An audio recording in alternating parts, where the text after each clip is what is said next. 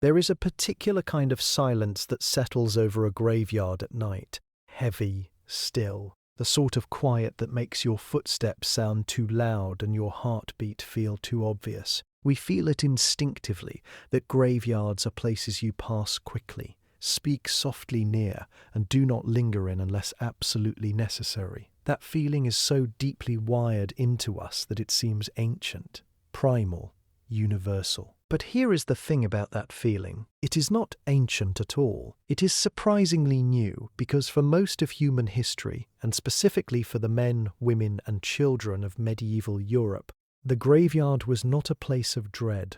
It was a place of errands. Picture a small medieval town on a busy Thursday morning. The market is alive with noise. Bread sellers are shouting. A man is arguing loudly about the price of wool. Children are weaving between adult legs with the focused energy of people who have absolutely nowhere important to be. And cutting straight through the center of all this ordinary human chaos, running right through the churchyard, are shortcuts.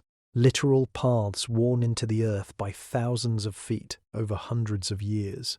Threading casually between grave markers and stone crosses, and the occasional patch of slightly raised earth that everyone quietly understands not to step on directly. Nobody hesitates. Nobody crosses themselves nervously or picks up their pace. A woman carrying a basket of vegetables walks past a weathered headstone the same way you might walk past a lamppost. It is simply there. It has always been there. It will continue to be there, and life, as it always does, moves around it without ceremony. This was the medieval relationship with death, and it was nothing like ours. Death in the medieval world was not hidden behind hospital walls or tucked away in quiet fenced gardens at the edge of town. It was present, immediate, woven into the texture of daily life the way rain was, or cold, or the smell of animals in the street.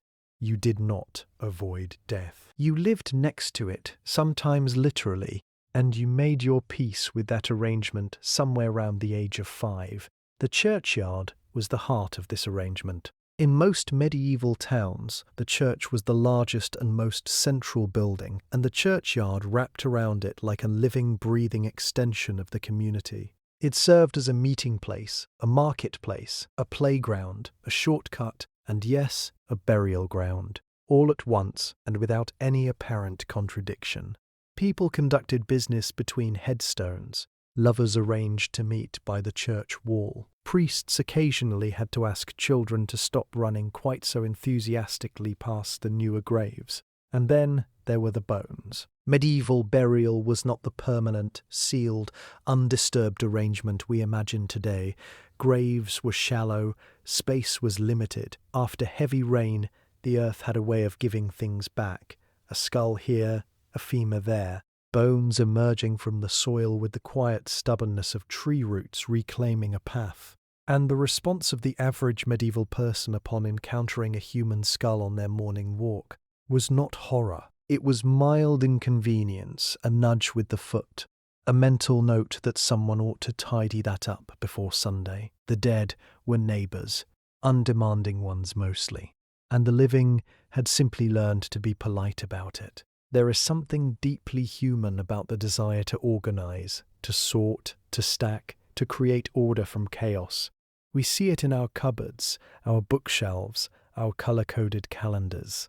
We feel better when things have a place, when the world makes visual sense. And in medieval Europe, this same impulse, this quiet, persistent need to impose order on disorder, was applied to something most of us would never dream of organizing. Human bones, thousands of them, arranged with care, stacked with precision, and displayed with a calm pride that suggests the people responsible were genuinely pleased with how it all came together. The problem that led to this solution was simple, practical, and completely unavoidable. Medieval towns were small, medieval. Life was short, and medieval graveyards were finite. Bodies arrived faster than space could accommodate them, which meant that sooner or later, every churchyard in Europe faced the same uncomfortable arithmetic. Too many dead. Not enough ground. Something had to give. And so medieval society did what it did best. It found a workaround. If the earth was full, you did not acquire more earth. You recycled what you had. Old graves were reopened, sometimes after as little as a few years, sometimes after a generation. The remains were carefully exhumed, the flesh having long since completed its disappearance, and the bones were removed to make room for new arrivals. This was not considered disrespectful. It was considered sensible. The dead had used their space. Now they would share it. But what happened to those exhumed bones is where the story takes a turn that no modern person is fully prepared for, no matter how many times they are warned. The bones were not discarded, they were not buried deeper or scattered quietly somewhere outside of town. They were moved into dedicated structures called ossuaries, charnel houses, bone chapels, rooms, and chambers specifically designed to hold the collected remains of an entire community's ancestors. And they were arranged, deliberately, artistically even. Skulls were stacked in rows, eye sockets facing outward, with an expression that can be described as patient. Femurs were bundled and sorted by size. Rib bones were layered into walls. In the most elaborate examples, entire architectural features were constructed from human remains. Chandeliers made of bones hung from chapel ceilings. Doorways were framed with carefully interlocked vertebrae. Patterns and symbols were created from skulls pressed into plaster, decorative and precise, and somehow, in the context of the time, completely appropriate. People prayed in these rooms. They knelt on stone floors surrounded by thousands of silent, hollow faces, and they bowed their heads and spoke their prayers quietly, and felt, by all accounts, perfectly at peace. Children grew up attending church in buildings literally constructed from their great-grandparents. Travellers visited famous ossuaries the way we visit cathedrals. Locals gave directions using them as landmarks with the same casual confidence you might use a coffee shop or a park, because here is what the bone managers understood, and what we have largely forgotten. The dead were not gone. They were present, accounted for, organized, given a place in the architecture of the living world rather than sealed away and pretended out of existence. There was no horror in the bone chapel. There was only a very medieval kind of comfort, the reassurance that when your time came, you too would be sorted, stacked, and key. Etley included, death had a place. That place had shelves, and somehow that was enough. There is a particular kind of trust involved in being sick, a vulnerability that strips away pride and replaces it with something more desperate and more honest. When the body fails, we surrender, we follow instructions. We swallow things we would never otherwise consider swallowing, because the alternative is to remain unwell, and remaining unwell is its own particular horror. This trust, this willingness to believe that the person standing over us with a remedy knows what they are doing, is not new. It is as old as illness itself. But in medieval Europe, that trust led people to some places that no modern stomach is entirely prepared to follow. Medieval medicine was not ignorant. That is the first and most important thing to understand. Medieval physicians were educated, often extensively. They read ancient texts. They debated theory. They believed deeply and sincerely in a sophisticated system of understanding the human body built on the concept of the four humours: blood, phlegm, yellow bile, and black bile, which needed to remain in careful balance for a person to remain healthy. When something went wrong, the physician's job was to identify which humour was out of balance and correct it. The logic was coherent. The execution, however, was something else entirely. If you had too much bile, you were bled. A vein was opened, sometimes with a knife, sometimes with leeches, applied to the skin, with the cheerful confidence of someone who has done this many times and seen mostly fine results. The blood was drained until the physician was satisfied that balance had been restored, or until the patient fainted. Whichever came first, this was not fringe medicine. This was mainstream. respected, widely practiced treatment that continued for centuries and was applied to nearly every condition imaginable, from fever to sadness to the general sense that something was probably wrong even if you could not quite say what. But bleeding was merely the beginning. The medieval pharmacopoeia, the collection of remedies and cures available to a practicing physician, was a document of breathtaking creative confidence. Earache? Drip warm eel fat into the canal. Toothache? Hold a candle close to the tooth to draw out the worm believed to be living inside it. Plague symptoms? Press a live hen against the swellings and wait for the bird to absorb the poison, then replace it when it died, which it did, because medieval chickens had limits. And then there were the ingredients. Ground mummy was a genuine pharmaceutical product, imported from Egypt and prescribed across Europe for everything from bruising to epilepsy. Human skull, powdered finely and mixed into drinks, was considered effect. Against headaches with a logic that, admittedly, has a certain poetic quality to it. Animal dung featured regularly. So did urine, both the patient's own and occasionally someone else's, depending on the condition and what the physician had available. These were not desperate last resorts. They were first-line treatments recommended with confidence, dispensed by professionals and consumed by patients who had decided that trust was preferable to the alternative. What makes medieval medicine genuinely fascinating rather than simply alarming is the sincerity behind it. These were not charlatans selling false hope in dark corners. They were practitioners working within the best framework available to them, applying careful observation and inherited wisdom and a completely reasonable faith that the ancients who came before them had figured most of this out. They were wrong in ways that occasionally shortened the lives they were trying to save.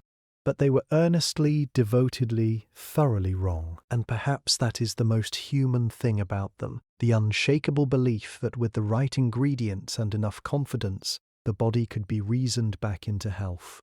There is something deeply satisfying about justice, about the idea that wrongdoing will be identified, examined, argued over by serious people in a serious room, and ultimately punished in a manner proportionate.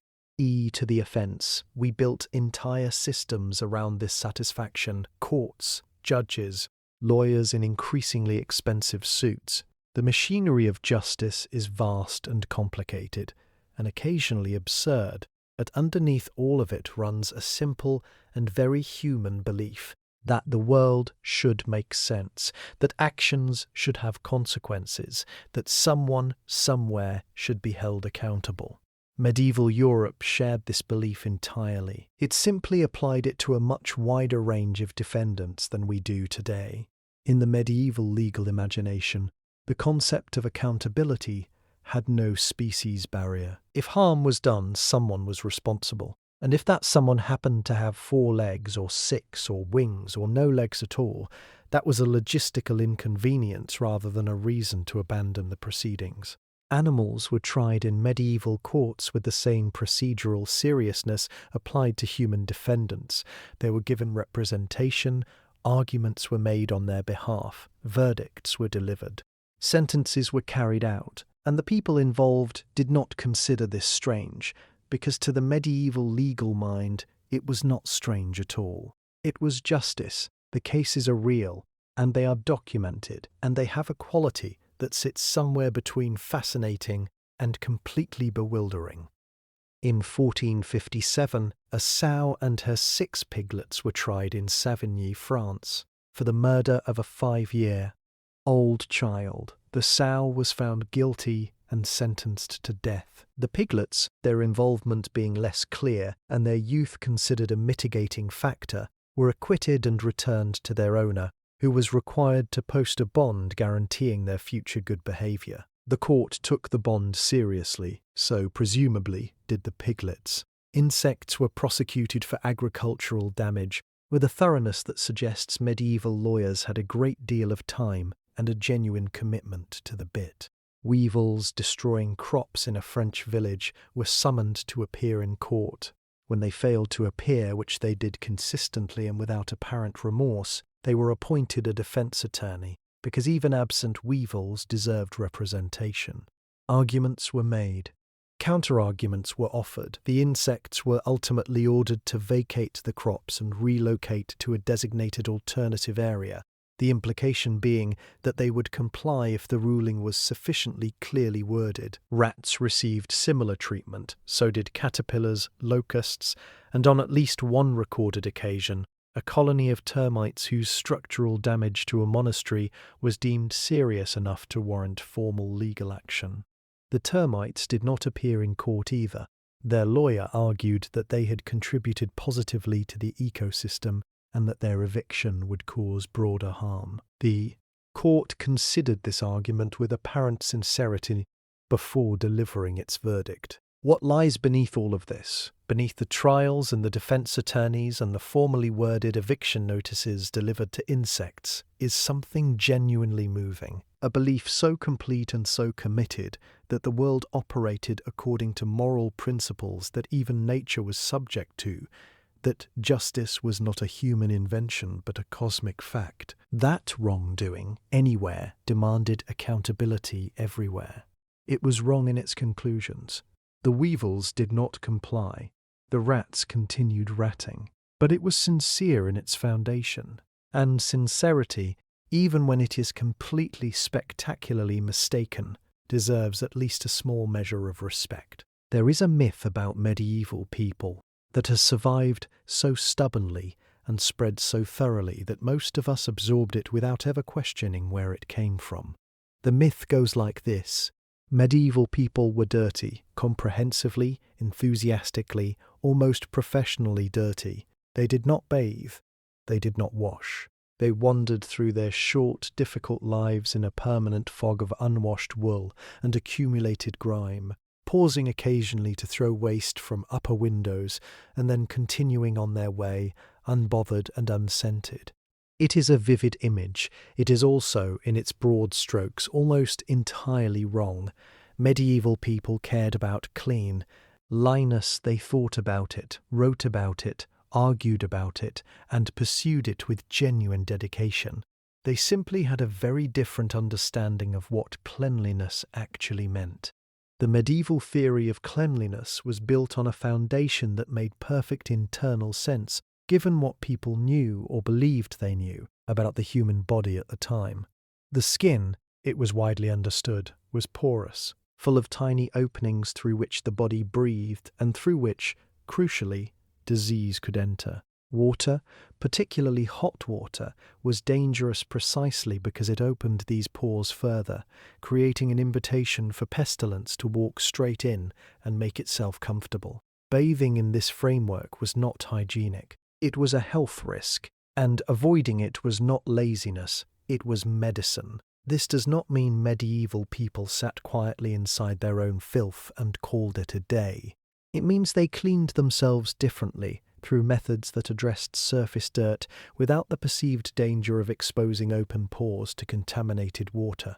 Linen was the solution. White linen undergarments worn directly against the skin were changed and washed frequently, sometimes daily, among those who could afford enough linen to rotate. The logic was that the linen absorbed sweat and dirt from the skin, and washing the linen was therefore equivalent to washing the body. Clean L. Inem meant a clean person. The garment did the work. The water was too dangerous to do. Wealthy medieval Europeans did bathe in wooden tubs filled with heated water, sometimes with herbs and flower petals floated on the surface for fragrance, and, it was believed, medicinal benefit. Public bathhouses existed in most medieval towns and were popular social spaces where people gathered to wash, talk, eat, and conduct the sort of business that benefits from a relaxed atmosphere. The church periodically expressed concern about what was happening in bathhouses that went beyond hygiene, which suggests that at minimum medieval people were clean enough to find each other attractive in close quarters, which is perhaps a reasonable standard. Hair was combed with obsessive frequency. Teeth were scrubbed with cloth or chewed twigs. Hands were washed before meals with a consistency that the medieval etiquette literature emphasizes to a degree, suggesting that not everyone was following instructions quite as carefully as they should have been.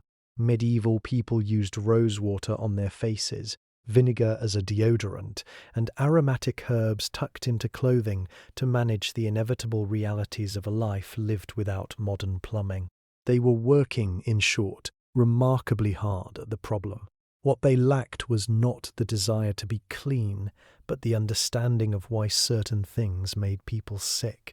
They did not know about bacteria. They did not understand germ theory. They built their hygiene practices on the best available knowledge and followed that knowledge with genuine commitment. The results were imperfect by our standards, certainly, but the impulse behind them was identical to ours. The deep, persistent, very human need to feel clean, to feel ordered, to feel that the body has been tended to and respected. They were just, on occasion, doing it with vinegar and a piece of linen. And perhaps that deserves more credit than the myth has ever given them. There is a release valve built into every society, a pressure point where the accumulated weight of hierarchy, obligation, and enforced order becomes too heavy to carry indefinitely, and something has to give. Modern societies have their versions. Carnival, Mardi Gras, the office Christmas party where everyone briefly pretends that titles do not exist and then spends January remembering that they do. The need to invert, to laugh at power, to briefly inhabit a world where the rules are suspended and the absurd is not only permitted but celebrated, is not a modern invention. It is ancient. And in medieval Europe, it found one of its most extraordinary expressions in an event so wonderfully strange that it is difficult to fully believe it was real, sanctioned, and enthusiastically attended by the very institution you woe. Old, least expect to host it. The Feast of Fools was a medieval festival celebrated primarily in France and parts of northern Europe, typically around the first days of January, clustered near the Feast of the Circumcision and the New Year. It was held inside churches, it was organised by the clergy, and it consisted in its most exuberant form of the complete and deliberate inversion of everything the church normally held sacred. Junior clergy, the lowest ranks of the ecclesiastical hierarchy, took over the service. A mock bishop or mock pope was elected from among their number with great ceremony. Real bishops and abbots were expected to step aside, and many of them did with what the historical record suggests was at least occasional good humour. What followed was a religious service conducted entirely backwards and sideways, and upside down with apparent delight. Prayers were recited in nonsense versions. Incense was replaced with smoke from old shoes burned in the censers, which filled the church with a smell that was probably not conducive to spiritual reflection, but was apparently considered hilarious. The elected mock bishop delivered a sermon of deliberate absurdity. Clergy danced in the aisles, wearing masks and costumes and vestments put on inside out. Food and drink appeared inside the sanctuary. Dice were rolled on the altar, the congregation which included ordinary. Townspeople alongside the participating clergy joined in with an enthusiasm suggesting they had been looking forward to this for most of the preceding year. The church's official position on the Feast of Fools was complicated in the way that institutional positions on things people genuinely enjoy tend to be complicated. It was condemned repeatedly. Councils issued stern prohibitions. Letters were written in tones of weary exasperation by bishops who had clearly written similar letters before and expected to write more in the future. And then, with remarkable consistency, the festival continued anyway, because the Feast of Fools was not simply chaos for its own sake. It served a function that even its most sincere critics quietly understood. Pressure, if it cannot be released, builds until something breaks. Better a day of sanctioned absurdity than a season of genuine resentment. There was also, underneath the dancing and the shoe incense and the backwards prayers, a genuine theological idea. The concept that humility required the powerful to submit, even briefly, to mockery, that the mighty being brought low, even in play, reflected something true about the nature of the world and the nature of God. The Feast of Fools was not an attack on faith. It was, in its medieval logic, an expression of it, a reminder that hierarchy was human and therefore temporary, and therefore on at least one day per year, worth laughing at directly. It was abolished eventually, slowly, unevenly, as the Reformation reshaped European religious culture and tolerance for liturgical chaos declined. But for centuries it endured, a single extraordinary day, when the world turned upside down inside the very building designed to hold it steady. And everyone, from the lowest altar boy to the most senior abbot, knew their role in the performance, even if that role was, just for one magnificent day, to be the fool. There is a question that sits quietly underneath everything we have explored together in this story. A question that the graveyards and the bone chapels and the animal trials and the festivals of beautiful sanctioned madness all point toward without quite answering directly.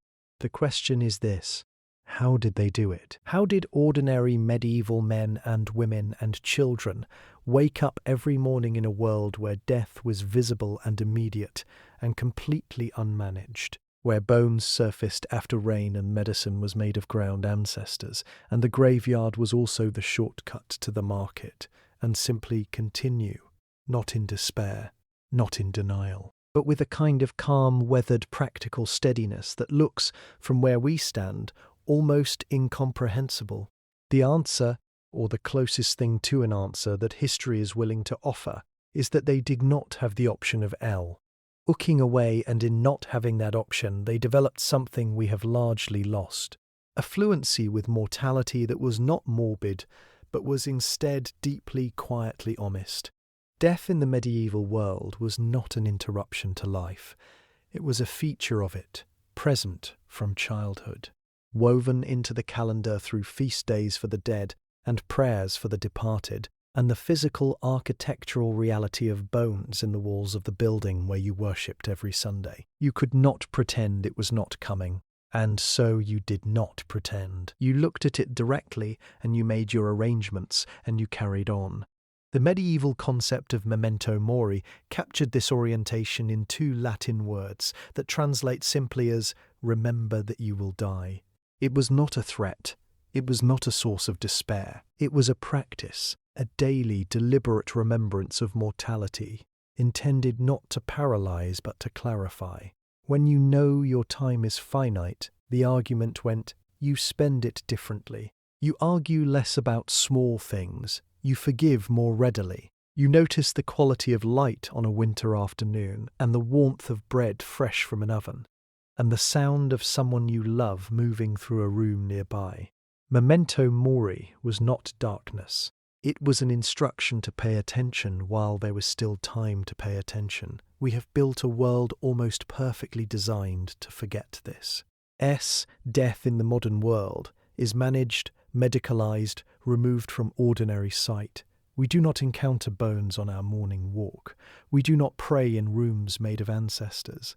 The dying happen in dedicated spaces, staffed by professionals, and we engage with mortality primarily at its edges, in hospitals and funeral homes, and the carefully controlled grief of memorial services, where everything is arranged so that the rawness is contained and the discomfort is manageable.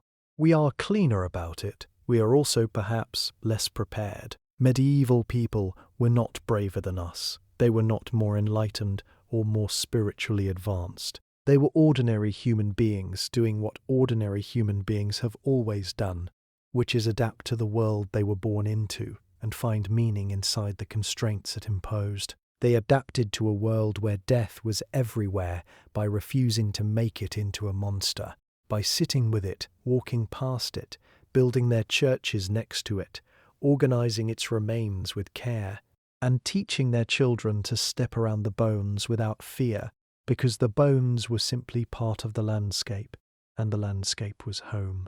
And perhaps that is the final, quietly unsettling thing that medieval life has to offer us. Not horror, not revulsion, but a mirror. A reflection of what we gave up when we decided that death was too difficult to look at directly. The medieval world was many things, brutal and beautiful, and strange and sincere, but it was never in denial. It looked at the end of things with open eyes and continued anyway. And in a world that works very hard to look away, There is something in that steadiness that feels, against all expectation, almost like wisdom.